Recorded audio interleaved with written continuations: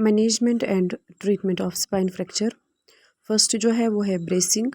Bracing you might need to wear a brace, back brace to hold your spine in alignment and help your broken vertebra heal properly. Most people need to wear a brace for a few months.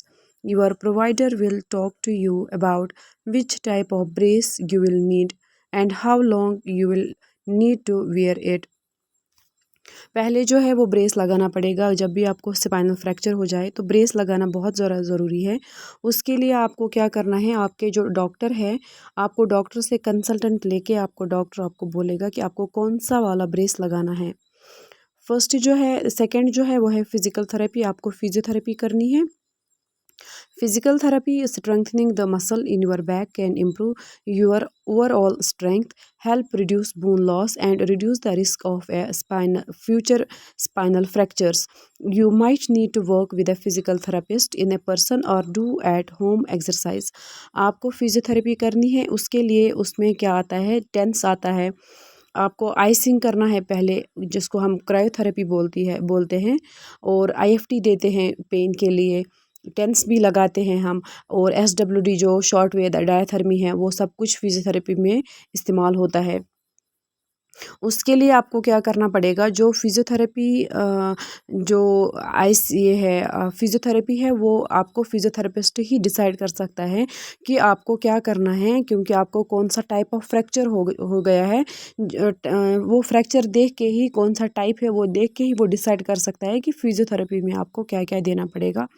वो आपको उसके लिए physiotherapy consultant लेना पड़ेगा।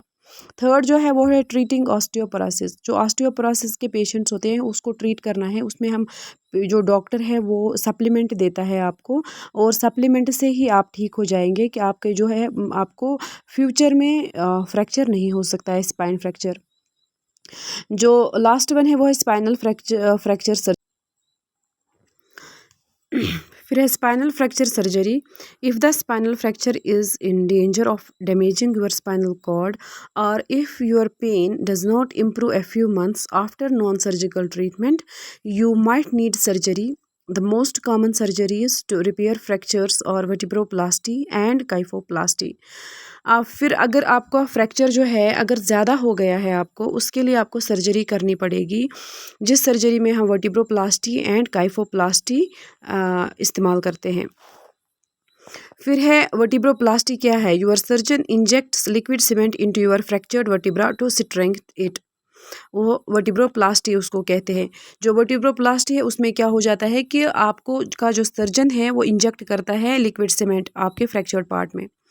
तो दूसरा जो है वो है kyphoplasty. Kyphoplasty is similar to vertebroplasty, but before your surgeon inject the liquid cement into your vertebra, they insert a tiny balloon into them. When they inflate the balloon, it pushes your bones back into their correct place and recreate the space that was originally there before your fracture.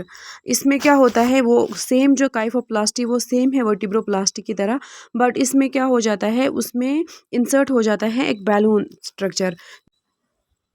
ये push करता है back को अपने correct place पे, जो उसका original place होता है उसी पे उसको पुश कर देता है। एंड योर प्रोवाइडर और surgery will explain which surgery you need and why. आपका जो सर्जन है वो एक्सप्लेन करेगा कि कौन सी सर्जरी आपको किस सर्जरी की आपको ज़रूरत है और क्यों ज़रूरत है।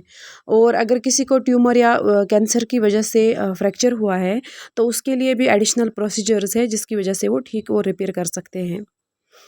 तो and how long does it take a fractured spine to heal. कितना टाइम लगता है कि फ्रैक्चर हील होने में।